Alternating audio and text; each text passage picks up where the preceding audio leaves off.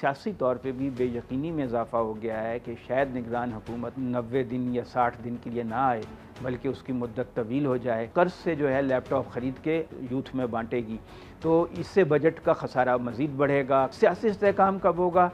جب تین بڑی پارٹیاں تحریک انصاف، نون لیگ اور پیپلز پارٹی ان کے درمیان کوئی مصالحت ہو جائے. ہمیں صرف ایک اسٹیرائڈ لگایا گیا ہے کہ مریض جو ہے وہ اس کو بریدنگ سپیس مل جائے. پاکستان کے جو معاشی مسائل ہیں وہ ایک IMF کی قسط ملنے سے حل نہیں ہوں گے.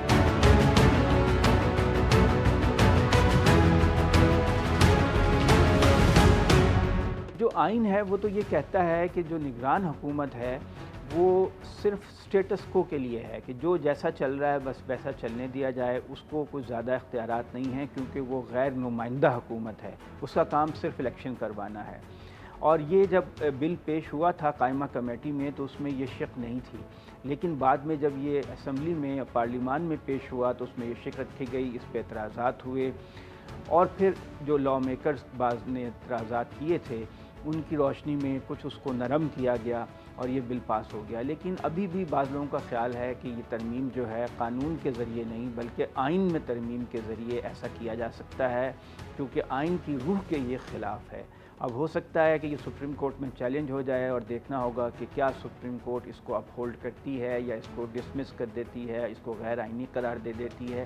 تاہم اس سے ان خدشات نے جنم لیا ہے کہ شاید جو نگران حکومت ہے وہ مقررہ وقت پر الیکشن نہ کرائے بلکہ فائنانشیل ایمرجنسی لگ جائے. اور وہ طویل عرصے کے لیے یہ منصوبہ بندی کی گئی ہے کہ اگر نگران حکومت کا دورانیہ بڑھانا ہو تو وہ اپنے ایسے فیصلے کر سکے جن کے اختیارات اس بل میں اسے دیے گئے ہیں.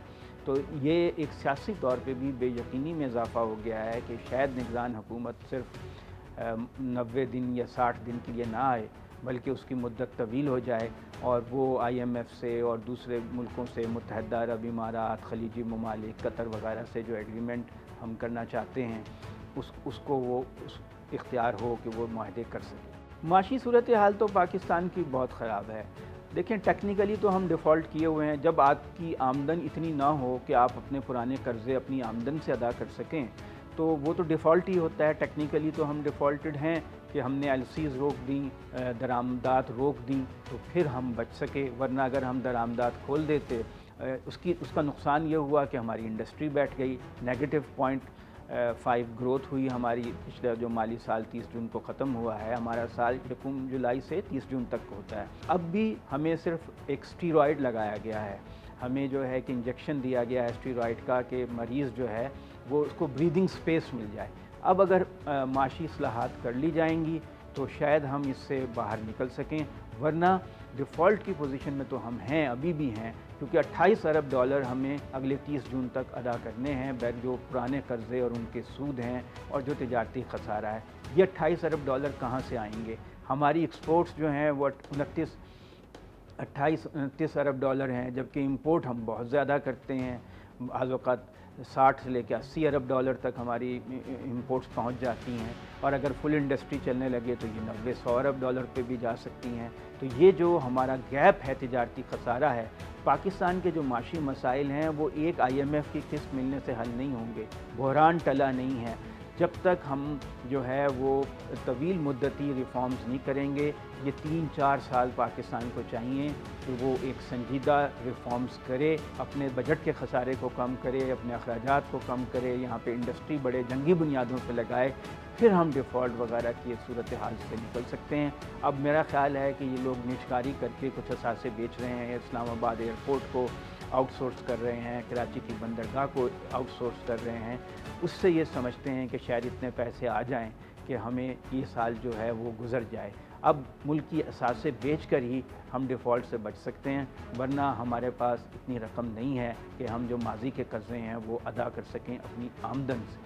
لیپ ٹاپ اسکیم ظاہر ہے نوجوانوں کے لیے ہے، کچھ نہ کچھ فرق تو پڑتا ہے. ایسا تو نہیں ہے کہ اگر 100 لوگوں کو ملے ہیں تو 100 کے 100 لوگ جو ہیں وہ ان کی طرف متوجہ نہیں ہوں گے.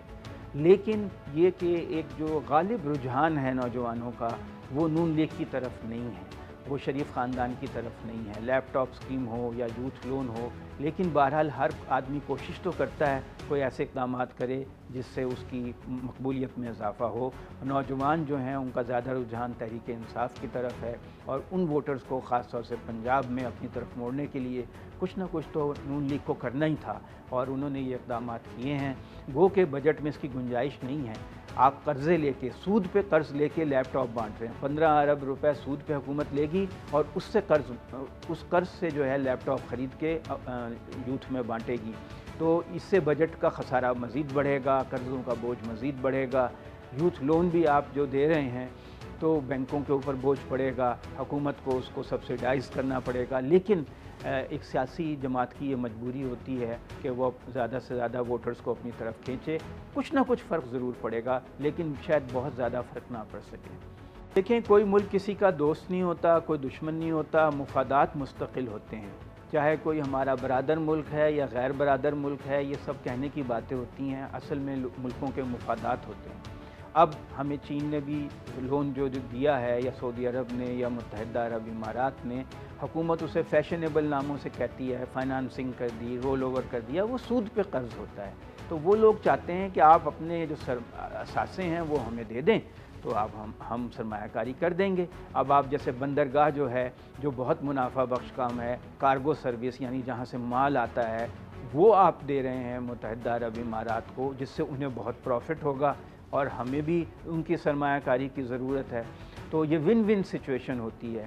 تو ابھی اگر ہم ان کو اثاثے دیں گے, اپنے ایئرپورٹس دیں گے, ان کو زرعی زمین دیں گے تو ان کو بھی منافع ہوگا اور ہمیں بھی. اگر ایسا کوئی فارمولہ نکل آئے گا تو یہ پریکٹیکلی ممکن ہے. لیکن متحدہ عرب امارات اور سعودی عرب کے درمیان آج کل شدید اختلافات ہیں, تو وہ مل کر سرمایہ کاری نہیں کریں گے. الگ الگ, قطر الگ کرے گا, متحدہ عرب امارات الگ کرے گا, سعودی عرب الگ کرے گا. عرب ممالک کے درمیان بھی بہت اختلافات ہیں, وہ کوئی جوائنٹ وینچر نہیں کریں گے بلکہ الگ الگ. اگر ان کو کوئی ہم ایسی پیشکش کریں جس سے ان کو منافع ہو تو وہ ضرور یہاں پہ سرمایہ لا سکتے ہیں, لیکن اس کی بنیادی شرط یہ ہے کہ یہاں امن و امان کی صورتحال اچھی ہو. آپ کو پتہ ہے کہ اس سال 650 دہشت گردی کے واقعات خیبر پختونخوا میں ہو چکے ہیں, 14 خودکش حملے ہو چکے ہیں. تو باہر سے آنے والے لوگ ڈرتے ہیں کہ پاکستان میں امن و امان کی صورتحال اچھی نہیں ہے. اگر امن و امان کی صورتحال اچھی ہوگی تو یہ پریکٹیکلی ممکن ہے کہ یہاں پہ باہر سے سرمایہ کاری آ جائے. سیاسی استحکام پاکستان میں بہت ضروری ہے. ایک امن و امان کی صورتحال اچھی ہو اور دوسرے سیاسی استحکام ہو. یہ بنیادی شرطیں ہیں کہ پاکستان کی معیشت بہتر ہو سکے. باہر سے بھی سرمایہ آیا ہے اور ملک کے لوگ تو اپنا سرمایہ ملک سے باہر لے جا رہے ہیں, تو باہر والے کیوں لائیں گے؟ تو جو پاکستان کی معیشت ہے, جب سرمایہ کاری اسی وقت زور پکڑے گی, یہاں صنعت لگے گی, یہاں پہ کاروبار پھلے پھولے گا جب یہاں امن ہوگا اور سیاسی استحکام ہوگا. سیاسی استحکام کب ہوگا؟